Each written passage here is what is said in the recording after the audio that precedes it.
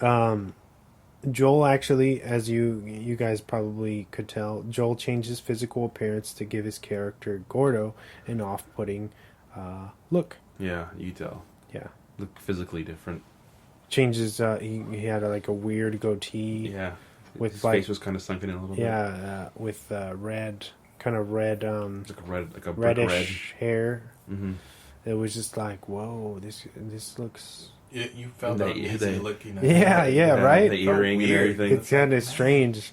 Because he's not him normally is not a bad looking guy. No. You know? And they made him look kind of like, like he could be a creeper. I don't know. And my last one, in the alternate ending, Gordo actually does reveal that he didn't rape Robin. Okay. And that it was all like a mind game master plan to ruin Simon's life. Ah, nice. I kind of like the real ending. Yeah. No, I think they went with the right cut. Yeah. Just leave it open to whether did he or did he it's not. Kind of like the butterfly effect, where like it has two endings, but one is better than the other, and I think the theatrical one. For a butterfly effect, which one do you prefer? I kind of like the theatrical one they came out with. The one have you? What happened? I think I've seen it. I've seen the butterfly effect in the what is it? Alternative or deleted ending. Ending. Alternate ending. He basically goes back into the womb and fucking kills himself while he's in the womb. He's the fucking cord over his neck, so he's like never born. Dang. Which is dark as hell. That's fucking eerie. Holy that's shit. why I said it's better the theatrical one, because the theatrical one kind of gives you that lingering thing, like, are they always meant to like meet each other? Mm-hmm. That was the thing that they were going, and I think they went for. The other one was just like, god damn, like right away you're just like, fuck it, I'm just gonna kill myself. But yeah, this one was, I think the theatrical one was perfect, because it kept you guessing. Yeah. And you want to come back to it now and be like, oh man, like the clues. You kind of have to like look at the clues that he drops, the little hints. You know, it's one of those movies where you could go back and find something new. Mm-hmm. That's how I felt. Like, yeah, there was gonna be definitely a lot of little Easter eggs hidden within this. What else? I think that's it. If you guys do you guys want to check out this little 5-minute interview? Yeah. Between, I think it's Rebecca Hall, Joel, and Jason Bateman. Oh yeah. Let's do this. Okay, now I'm going to start off with, because I'm a huge fan of the Lady Vengeance and Old Boy. And oh, wow. Was there any inspiration from those films? It's funny, you're the first person that sort of brought that up. I mean, there's a real, without giving anything away, I guess, the revelations that are hidden inside, particularly Old Boy, for me. Yeah, they have that sort of... there's a sort of a twist element, but it's also so deeply ingrained in the DNA of the entire movie in a way that feels very special. And, I had thought about that when I was writing this movie, along with a bunch of other movie references to me. But it's funny you mentioned that, actually. I love that movie so much. Yeah. I honestly, I think my favorite is Lady Vengeance, just because it goes so a dark, apparent kind of thing. The ending is horrible. Oh, but yeah. Great, brilliant. Yeah. With you two, you play this couple who, usually a married couple, knows each other, and all these secrets are revealed. How did you guys kind of find that connection and unveil the layers? What was it like for you guys as actors? I mean, convenient that we didn't know each other. Right. That was easy. The fact that we had just met. But I enjoyed, first of all, how easy Joel made it with writing great characters in this great script. But the part I kind of definitely leaned into the element of this character that is very much kind of full of it. There's a very kind of polished veneer to this guy, real cocky, and and that it usually that kind of person has a veneer up for a reason. There's usually something behind there, and that's one of the things I enjoy about acting is kind of showing the cracks in what they think they're pulling off, and this guy was full of those. Yeah, he's a pretty intense character. Yeah. With you, I think she's such a great character, but she could have easily been the kind of wimpy, oh no, but you're not that. Can you talk about your approach and how you found the strength in her? Yeah, well, I think it really helped that there was some depth to her, that she wasn't just a sort of pawn that things happened to and then kind of became the sort of plot mover on her, if you see what I mean. Yeah. Like there was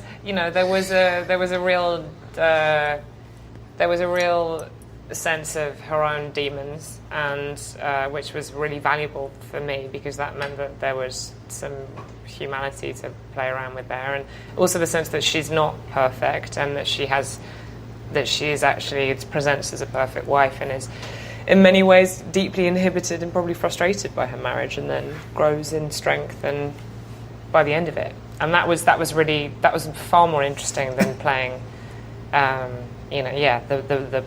plot mover, which it could have easily been, frankly. Very easily. Yeah. And that's credit to you as a writer. Yeah, and also the conversations that we had leading up to it, the one interesting thing is when you do declare that you're going to make a genre film, which is with the partners that were making the film, I said, I would have one foot firmly planted in the genre world. It's very easy to think that as you move into that process, that everything else is up for being on the chopping block except for plot. And I think you have to be very careful, because I think plot only becomes exciting if the muscle and meat on those bones is great character. And those great character make that plot far more exciting. So you have to be careful not to throw away these elements. So, for example, the history of Robin and the damage she has, and her addiction issues or whatever. Those things could easily go away because they don't matter to plot. Yet, if you took them away, I reckon it's a mistake. You also, I think more than anything, you guys have this really complicated relationship, which I think is unusual to see in films, especially of this ilk. Was that always with the characters? Did you always want to make them flawed, and did it change as the script progressed? I think all characters, a mix of their actions, rather than perceive a character as, just good and other characters as just bad, just the hero, just the villain. Everybody, as we all are in life, we can be redefined on any action or words that we say.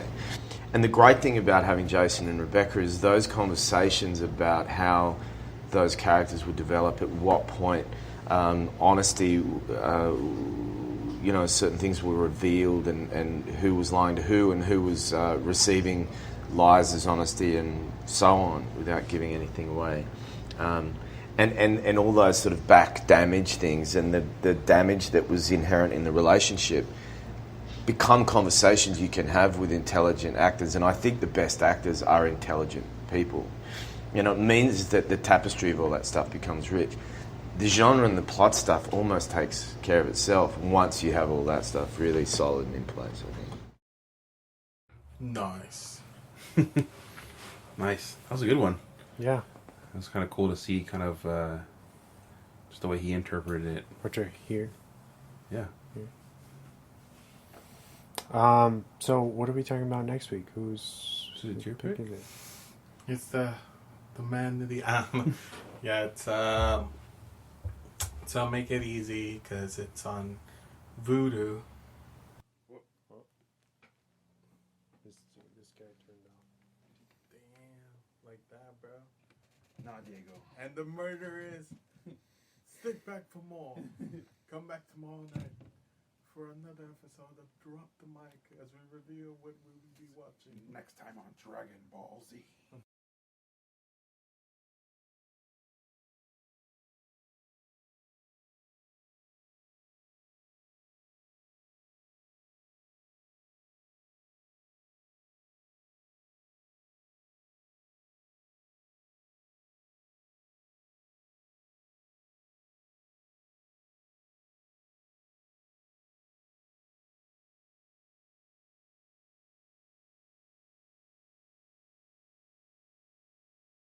Not English. Like subtitled? Yeah. Like actually dubbed for what they really say in the anime. I think I'm not sure if Crunchyroll did it.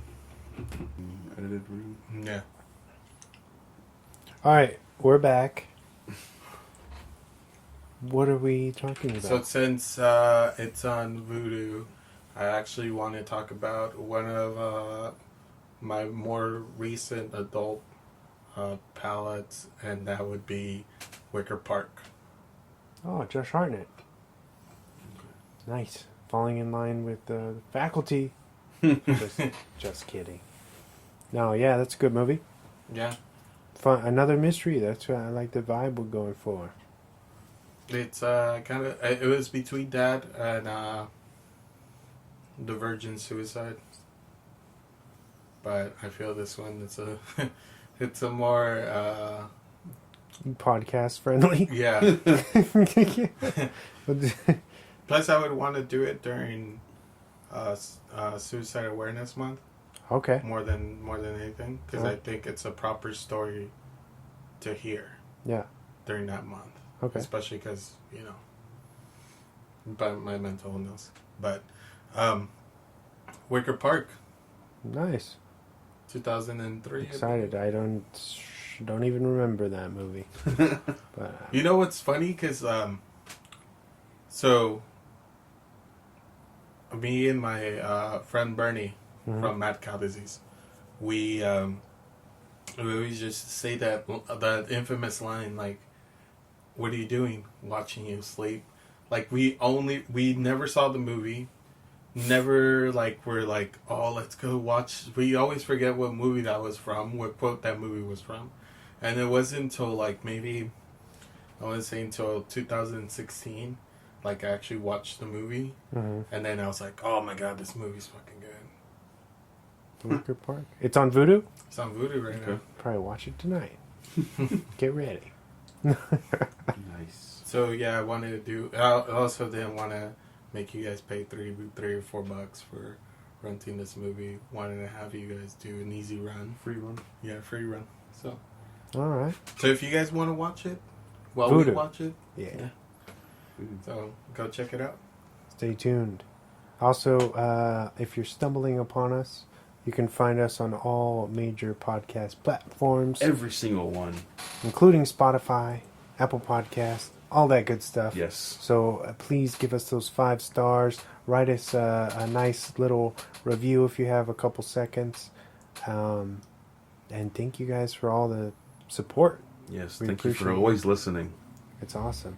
Yes. Coming at you from beautiful North Park, San Diego. Yeah. Our next screening will be mid-April, it's looking like. Mm-hmm. So stay tuned for as details unfold for that. Yeah. Should be a big... We're excited for that one. Yep. Definitely come out and Oh yeah, support. It'd be fun. Our most immersive experience yet. Yeah. Pretty If everything sure. goes to plan. Should. Yes. Show up this time, please. knock on wood. Hey, I do it for the kids, all right? That's... Hey. Yeah, you gotta Do it for the pass. You gotta children. pass. Hey. Shout out to Vic and Onarres. Yes.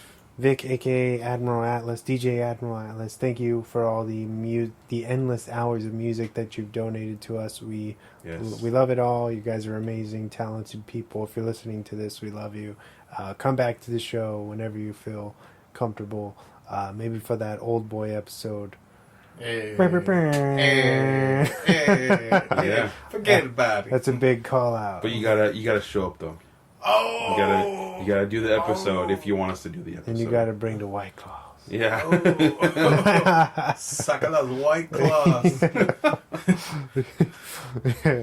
But yeah, shout out to those guys for being so cool Yes. with us. Always. Shout out to you guys, Diego and my co-host, Diego and James, for I know you guys have very hectic schedules and you're here every week Yeah. doing this with me, and it's so fun to share the love of cinema, and television and everything. Always. I feel like if we didn't have this in common, we probably wouldn't see each other